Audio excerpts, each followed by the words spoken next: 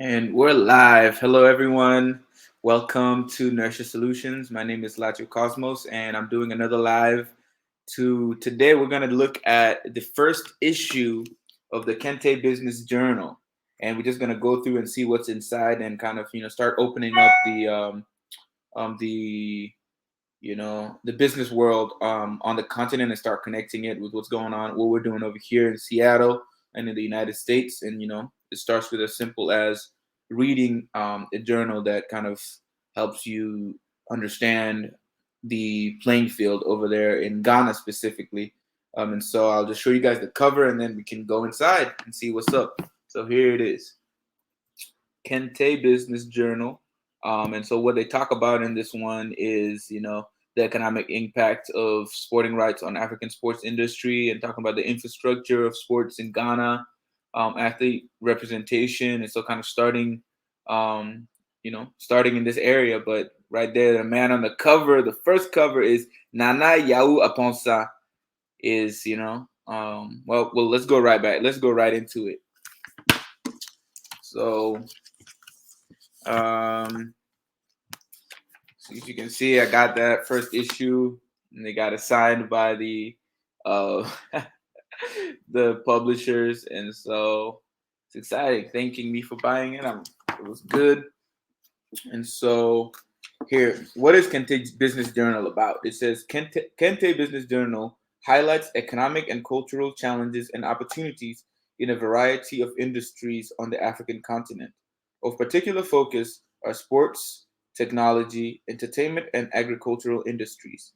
Our mission is to provide the most essential business information for African and African descent communities that lead to profitable solutions and more community wealth through job creation. And so you look at the chief executive officer of Kente Business Journal is Faduma Ahmed Fido, and the managing director or the editor is Ahmed Nana Kweku Jua Ajaman of Ajaman Consulting. And then the business development director is Nana Kobe Bartels. And then the global coordinator is Grace Aisha Hamidou Musa. And the lead graphics is Thomas T. Torto. And so they're based out of Accra and based out of here in Seattle. And so we're going right into it. So the things we're gonna tackle is, why Africa has a shortage of Nana Yau Aponsa. And so it talks about a leader's ability to be open-minded and partisan is based on deeply rooted passion for strong values, principles, intrinsic risk analysis, difficult decision making, and a strong desire to achieve lasting results. And so that's kind of Ahmed Nana Kweku Jua Ajaman, the what's his title again? Managing director and editor. That's a quote he has on there. And then we're gonna talk. We're gonna see an exclusive with Nana Aponsa from Ghana, a mogul over there, and then also talk about the effects of the impacts of sporting rights on the African sports industry, specifically in Ghana. Um, and so for me, this is actually a special journal because I had traveled to Ghana a couple years ago and was really, I played they had a tournament there that I was a part of, and my team ended up winning the championship. I actually ended up hitting the game winning shots.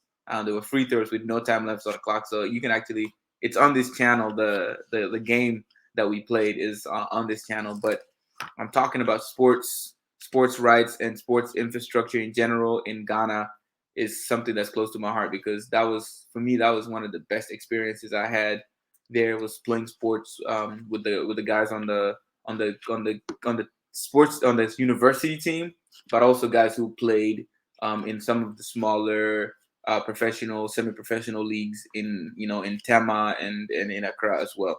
And so kind of seeing that, this is one of the things they tackle in this first episode, first issue of the business journal, is like, yes, I had to get this. I had to get this one.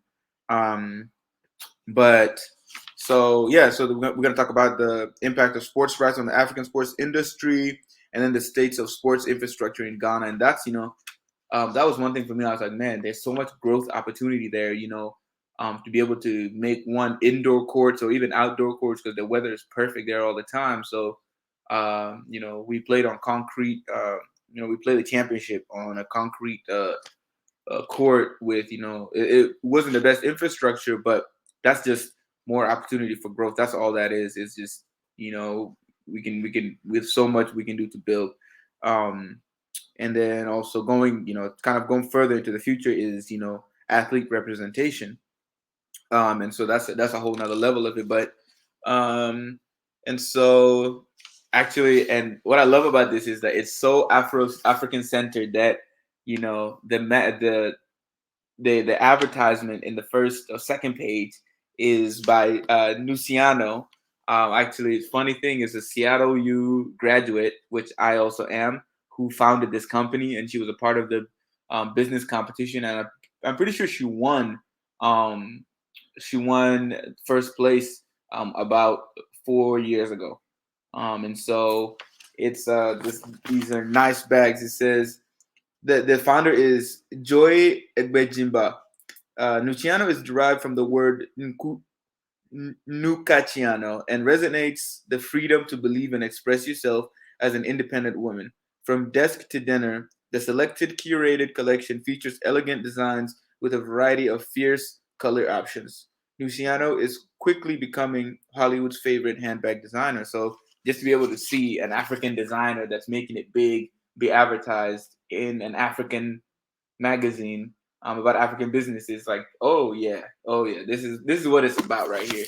Promoting each other, and helping each other grow. That's what it's all about. And so, seeing that that's kind of their first ad you see is of another African entrepreneur being very successful here in America. And so, yeah, so the first thing is talking about, you know, the why we need more Nana Yahoo Aponsa in Africa, entrepreneur moguls who are there to develop our countries. And so it kind of goes into the story of his life, where he grew up. And so it's just talking about the ambition that a lot of young people in Ghana have, and kind of, and actually, it says here Nana Yao Aponsa is the CEO of the Royal Asante Club, Kotoko. And Kotoko, I'm pretty sure that's in Accra, which is the airport is named Kotoko Airport. So that's kind of goes into that and goes into where he went to high school. And he was raised in the port city of Tema, which is quite the city. It's got a lot of even though Accra is where a lot of people go, Tema has got its own vibe. It's got it's got a lot of industrial um, centers there, but it's also you got a lot of celebrities, especially Nigerian celebrities that come to Tema. And Tema, it's a nice, and they got the sports league in Tema as well. Yalago take you to Tema. You know that song, um, and so also, um, you know, Nana Yahoo was also sponsored by. I'm not sponsored. Sorry, he was mentored by Kofi Annan, um, and just kind of talks about going to University of Ghana at Legon, which is where I went as well. So I'm wondering, we probably had some of the same professors, if not, because I'm like, wow, the university, even though the university is the biggest one, it's still pretty small. You start seeing people, start knowing people easily, um, and so one of the quotes that they have in here. Um, It says like the elephant in the room. Can Africa sustain her youngest population with an outdated system yielding liability results? And so that's kind of that's the big question. And I think as entrepreneurs and the future of Africa, these are the types of questions we have to be asking ourselves. Is the current systems, obviously they haven't been able to perform well for the current, for our parents' generation, and so with the growth that Africa is experiencing, they're completely out of their league. The systems cannot be able to really provide everything that the young population needs, and it's on us as young population to revise, innovate, and build the future that's going to be able to, and here talk about human capital development, and that's about, what kind of skills can we cultivate within ourselves. And you know just to take a moment out of, from the journal, but it's I like to infuse, the Honorable Marcus Messiah Garvey. He, you know, he was very successful in mobilizing our people to start building that which they need. And so, seeing that, we are again at that crossroads, where we either, we either find a way to develop ourselves, our skills, our connections, so that we can, kind of have that, the strength and capability to be able to lift, um, our continent in the future, and be able to help, whether it's in agriculture, whether it's in sport, whatever it is, be able to provide and do it for ourselves.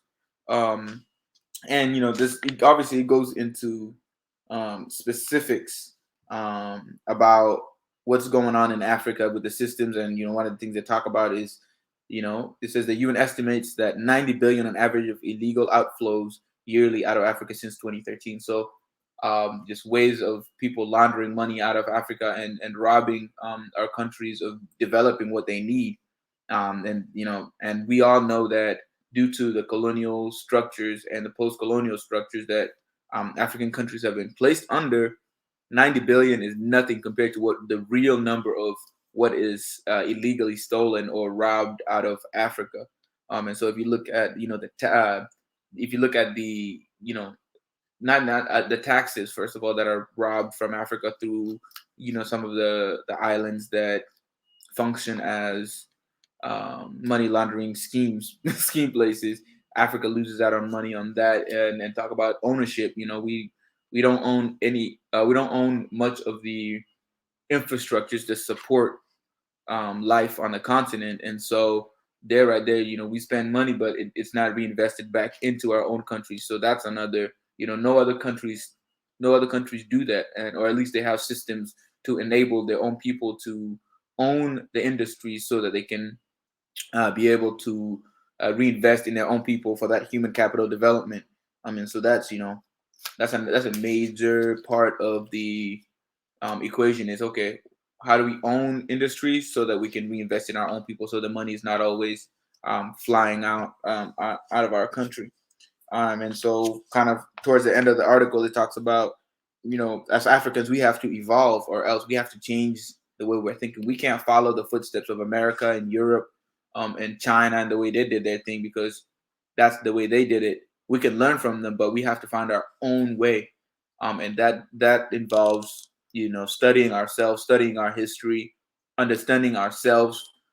First of all, having the confidence to even not look to Europe and China for leadership, and say, you know what, I have the power as an African to be able to develop a system, to be able to rule my country effectively without having to ask other people with varying interests what I should do to help myself. We should have the confidence to say, you know what I decide to do is actually the best way that I'm going to be able to help myself. And that comes with a degree of confidence that we have to cultivate. And if we don't cultivate that, we will always be the the followers, the imitators of, of systems and peoples that have no interest for us, and developed in a completely different environment.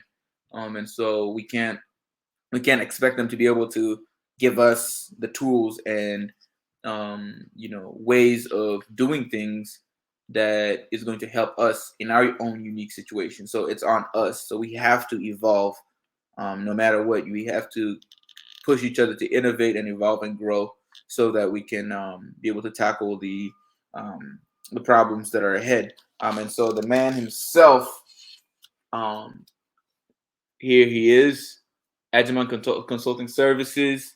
It's Ahmed Nana Kweku Adjaman. He's a consultant advisor. And so it says Mr. Adjaman is a founding member of Adjaman Consulting Services and the executive director of African Descent Youth Affairs. He is responsible for business and strategy development, company growth, and optimizing investments for sustainable returns, with a focus on developed and emerging markets.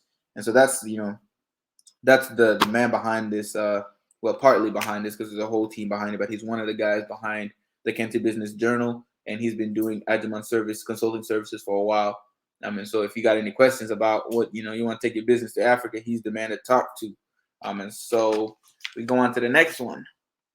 And so yeah, they kind of go specific now into interview. And here's a sports stadium in Ghana. So it looks like.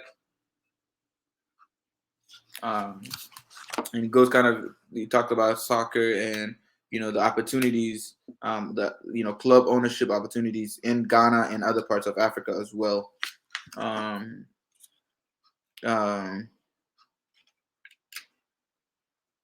yeah, it just kind of goes into specifics of what he's thinking. Here's a logo of what Nana Yahoo Aponsa owns, Asante Kotoko, the club.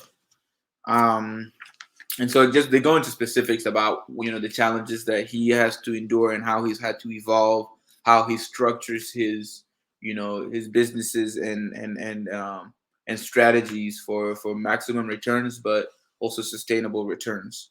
And so it's kind of more of that interview and talks about kind of actually beyond just owning the club, but like running the actual soccer club. Talk about how the medical services required to keep the players tip top shape and to be able to heal the psychology of sports science.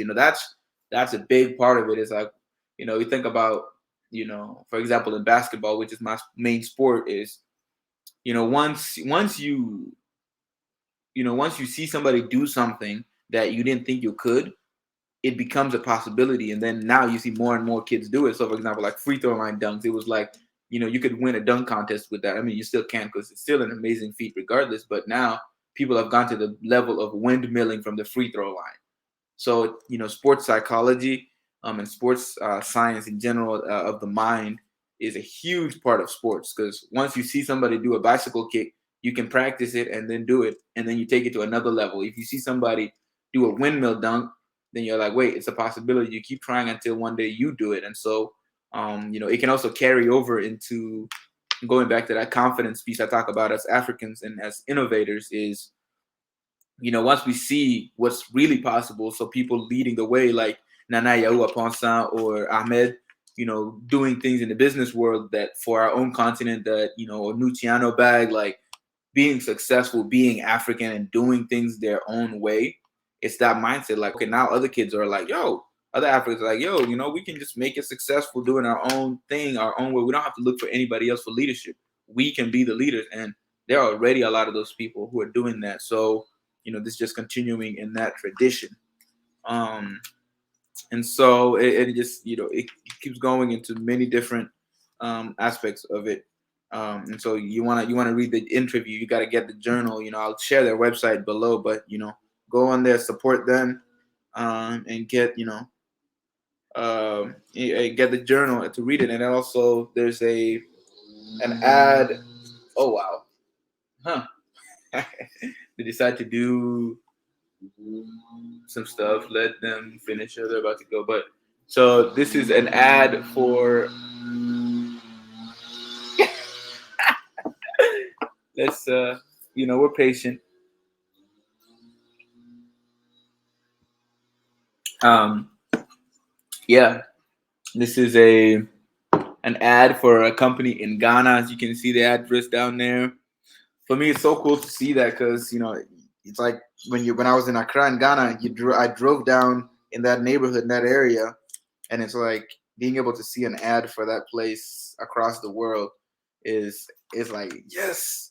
And then wow, look at that, even more. So you have made in Ghana, right? So when I was there, I was learning about how Ghana is really pushing for being able to produce its own rice and whatever else they needed, and so they made that so made in Ghana stamp. As you can see, like that, the flag with this is made in Ghana. So as many things as they can do, they can produce, they start moving in that direction. And so here's another line of products. Um, and so again, just being able to see ads for products in Ghana. This is part of the I think the build bridge building that needs to happen is now we can now, you can buy it in bulk. So instead of buying from Asia, we can, as Africans here in the diaspora, or African descendant people here, or just Black people here in the U.S., you can just, instead of buying from China, you can buy straight from Africa. And so now we're supporting each other, where we're reinvesting in one another, where you buy the products, and people in Africa, see, like, it's literally, it's called Pan African whatever have you, palm kernel cake, rice bran. Pan African is in the name, so it's really about that. So it says, um, yeah. So let's talk about all the products you need right there. Um, yeah, it was amazing. When I was in Ghana, we visited Jamestown, which is one of the highly impoverished areas in Ghana. It's right on the beach, and we went into one of the areas that has produced some, I think Olympic level boxing athletes. But when you go to the place, it's so, you wouldn't expect it to, because it's just, you got a ring that's made like right there in the middle of this low key underground um building. It's very, very broken down, but all you need is a bag, and a good coach, and and a good student, and that's all it takes to make some great athletes. So um the talk, they're going kind of into more into other sports, but that was, boxing was another one where I didn't even know, but when we were walking around and doing the tour, we saw that. I was like, wait, I didn't know this area. But when you went outside, you could see people. I saw some guys just doing jump ropes or doing boxing exercises, and it's like, yeah, that's all you need. You don't need to be that fancy to do anything. You just, as long as you can train. Um and so it's sports is nothing new in Africa. Obviously, we've done wrestling, we've done all types of athletics for millennia, and so it's just, the difference is now, it's not as monetized as it is here in the U.S. or in Europe. But we have great athletes, and great sports that aren't even on the world stage yet.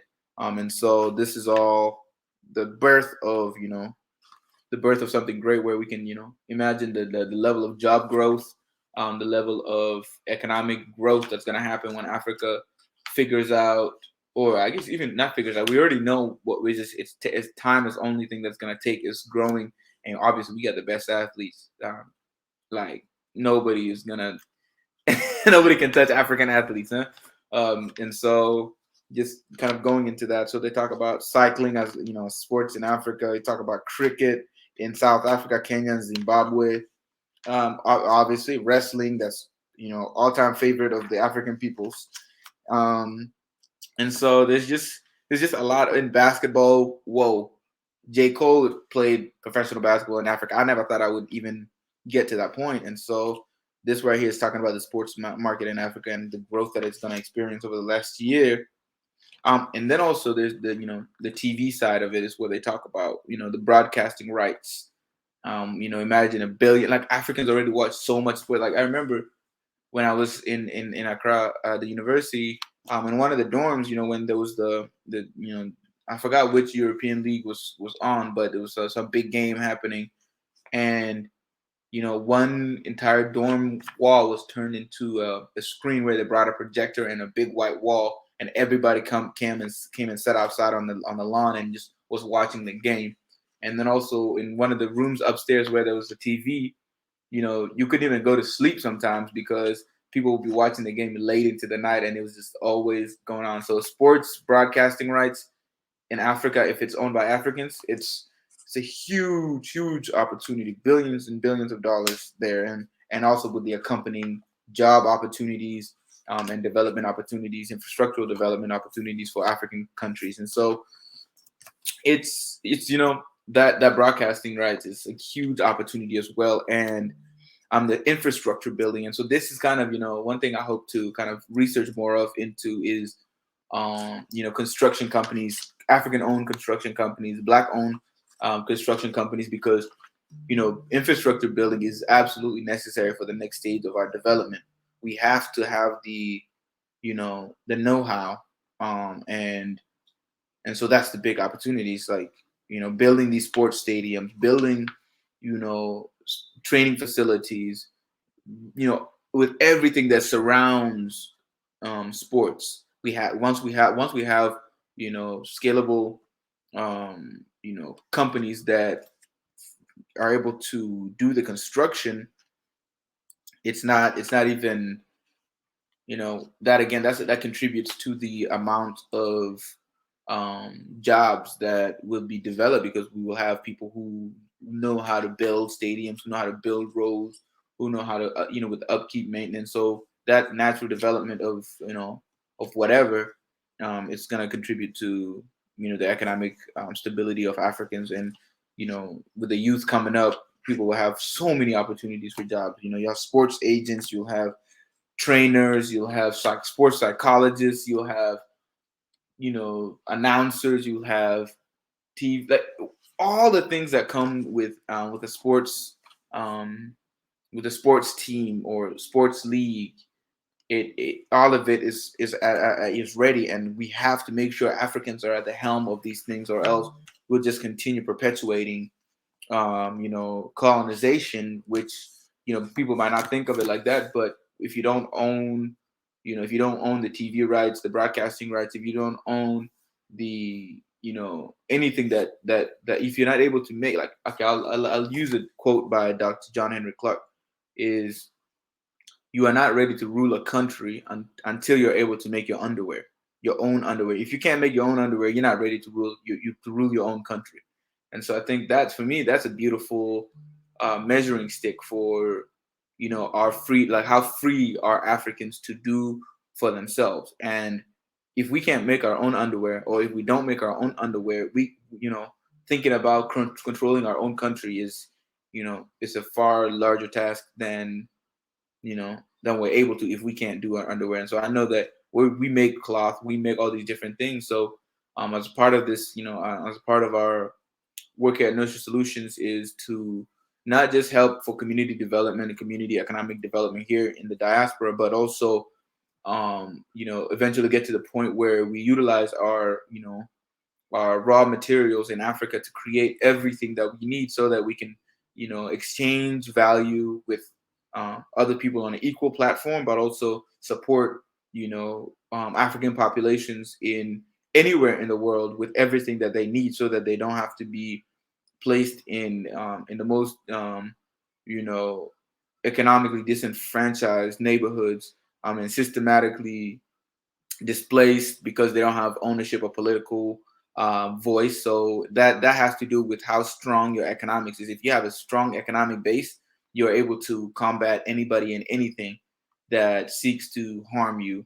And so, as a part, and I see that, with the Kente Business Journal, it is a huge step forward in promoting, African economic development in so many different areas. And this one is tackling athletics in general, but there's so many other opportunities to explore for Africans, for young Africans, that we have to, we have to start just going straight ahead into it, jumping into it, just take the risks, because the rewards are not just, economically, like, okay, fine, you make $1 billion, you make $1 million, whatever, but you have to look at it in terms of how many people you're going to inspire to also be leaders and create things that you can't even imagine, that I can't even imagine. Being able to spark imaginations, across the continent and across the world, to create new things. And that's, for me, that's the most exciting thing. Is like, what is it that I can't even think of that will come from something small that I do, or something small that you do, that could potentially change so much for the positive, for the better, for our people. And so this was kind of the first, the first issue of Kente Business Journal, and I'm excited to get the next one when it comes out, and we can continue this conversation and talk about it, and exploring what's in the journal. And I don't give everything out that's in there. I just give you brief, kind of rundown on what's in it. But it's a really, really cool journal. I encourage everybody to get it, and And so I'll share the link to the Kente Business Journal website so that you can go on there and buy it. And so here, let me post it in a comment. And so here we go. So I just shared that, so you can go buy the journal. It's only $30 for a lot of value, because you're not going to get this information anywhere else. There's nobody that's going out there interviewing African entrepreneurs to really to give you a perspective that is pan-Africanist and places the African people first. It's not about, oh, let me make it easier for all these big companies that have no interest in ensuring a fruitful and a successful Africa. No, this journal is like, okay, you Africans, you African descendants in that diaspora, here are the opportunities for you. There's literally phone numbers for the companies that are functioning there. You got businesses like Advertisement Consulting that can get you plugged into the continent. So, we're all doing this, and I'm trying to play my part by boosting, Kente Business Journal, but it's on each one of us individually to do our own research and to do our own information gathering and figuring out from where we are, what can we contribute to moving our people forward. And so I'm gonna play a song here that I really like as kind of an outro. It's by Kojoy Radical, and it's called Kwame Nkrumah.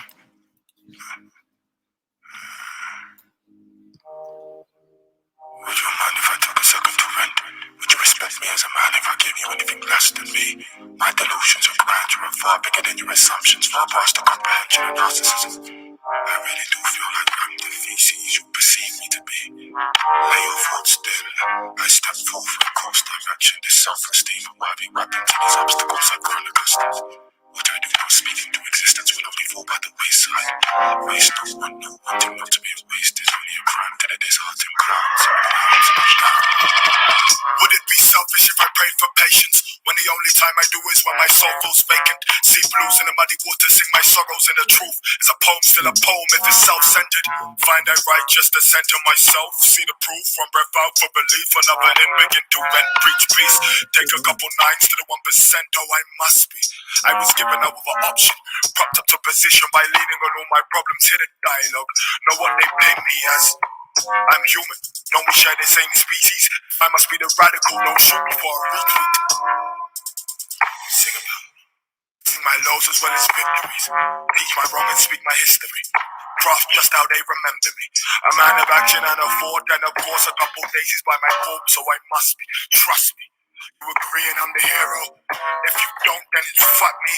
I don't talk my truth for hugs. I don't need you all to love me, just to listen. Forgiveness or permission. I've been around the kings. I've been around the victims. I've been around the queens. I've been around the riches. I fasted with the Muslims. I prayed with the Christians. I've been around the desperate. I know why they did it. I've lived through the evils. I've stood with the people and they look at me.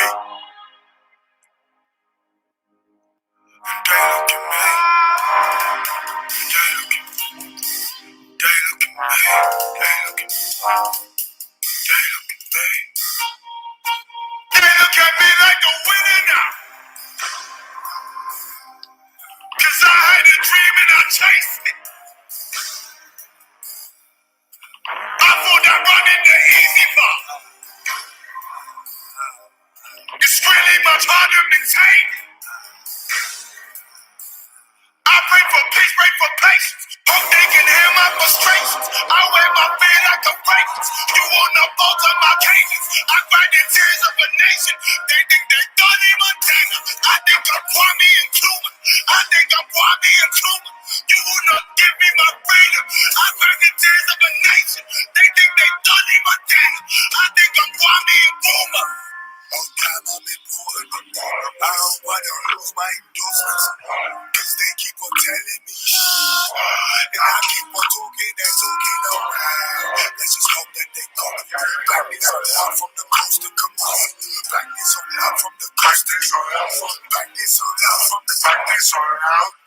belly empty like action with no force. Men don't follow blind men to war. My attire so you pardon my decor. Do you remember the depths from which we start from? Young soldier, I admire your resilience. A young mind should never fear the experience. I paved ways to pay dues and diligence. While looking up what's mine like a privilege. By far the greatest wrongs are inflicted on self. The weight of our opinions now dictated by wealth. Weight the position of my passion now placed on both shoulders. I will speak for the ones who see hope but feel hopeless. I was born with a gold embedded deep in my roots, where a couple of them cities pay police not to shoot. Pure people have seen war, but they do not have a clue. My people have seen more, where compassion as the proof. My daddy was a member of the CPP. If ignorance is what they teach, then they need not preach. The blackest star may shine brightly, guide my feet forever forward through heavy waters like it's not that deep. I find the nerve of my peers unsettling, willing to show evil to their people too. Propagating people else, looking like a prophet to my people, but they never asked nothing of my people. Simply spoke to my people now. They look at me. They look at me. Yeah, yeah. They look at me. They look at me. They look at They look at you. They look at me. They look at us. And they look at we. And they look at you. And they look at me. And they look at me like a winner now. Cause I had a dream and I chased it. I thought I run in the easy bar. It's really much harder to maintain. I pray for peace, pray for patience. Hope they can hear my frustrations. I wear my fear like a fragrance. You on the fault of my cadence. I grind in tears of a nation. They think they done in Montana. I think I'm Kwame and Nkrumah. I think I'm Kwame and Nkrumah. You will not give me my freedom. I grind in tears of a nation. They think they done in Montana. I think I'm Kwame and Nkrumah.